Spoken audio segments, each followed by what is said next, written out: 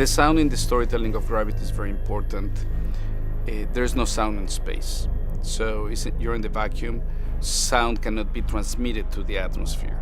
Nevertheless, sound is transmitted through interaction of elements, meaning that if our characters grab, touch stuff, the vibration of that will travel into their ears. And so they will get a muffled representation of that sound. Gravity is a film that is designed itself for surround system. The sound is constantly traveling. It's very dynamic. It's geographically very literal, meaning if one character is talking behind you, the sound is going to come from behind. He had a pretty ironclad grip on what he thought the sound should be. He understood the science himself because of the way he designed the movie. He was completely immersed in the suits and the shuttles and what you could do and what you couldn't do and how you would get from here to there if you just had a tether or whatever the science happened to be. All the Foley, everything that they were doing, loosening the bolts and moving things and opening doors and everything, all came into the form of transducer recordings, which records vibrations rather than regular airborne audio. And really the whole layer of sound effects are those recordings.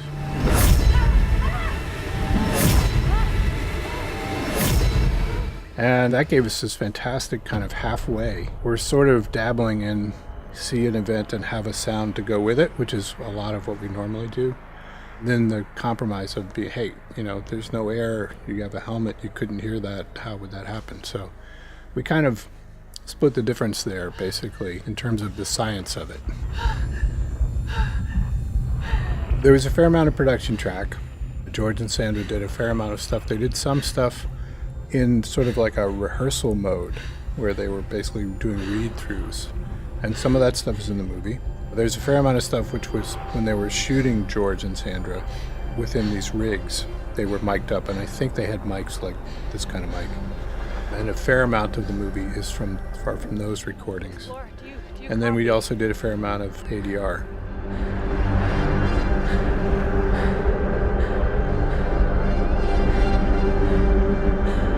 Houston, do you copy?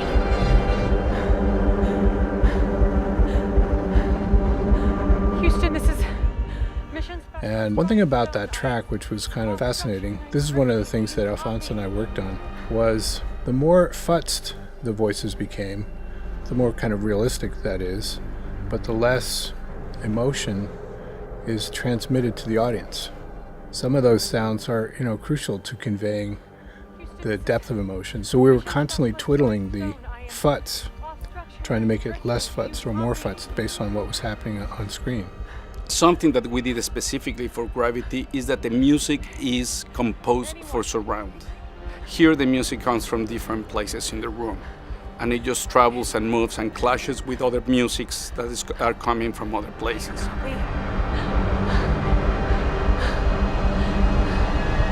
Please come.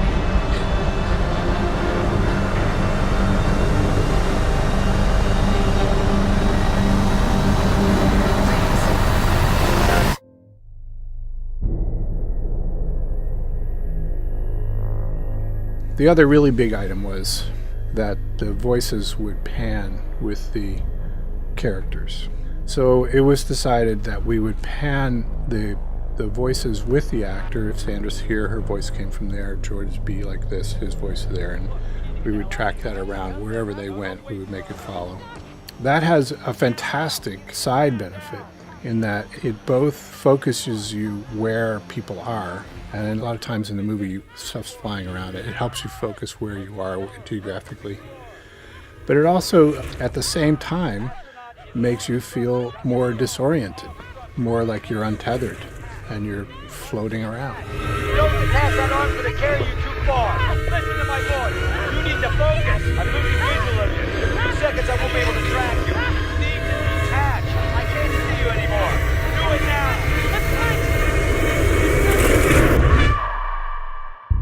Houston, I've lost visual of Dr. Stone. Houston, I've lost visual of Dr. Stone.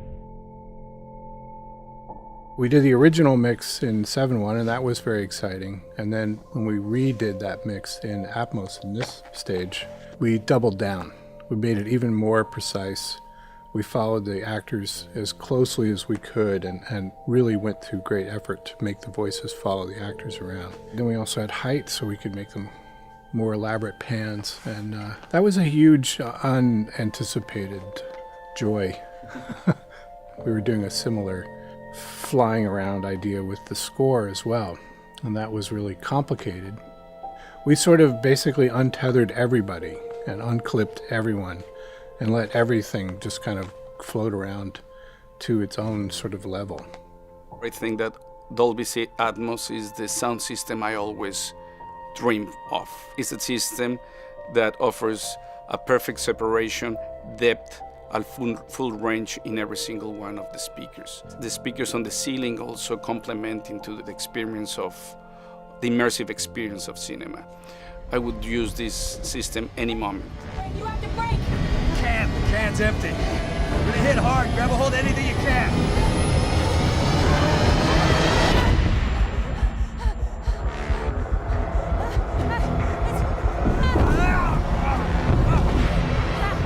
There are two basic challenges. One is, as always, being clever and being smart about your choices and focusing your energies on the scenes where you can really do things that would show off the atmos, or the sounds that you have can be better reproduced in some way.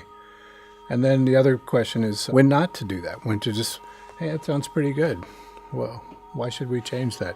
And that's one of the beauties of it, is that it's a really open platform. So you can really do wild things, and you can spend a lot of time, and you can pretty much repan everything if you wanted to. We essentially did that on Gravity.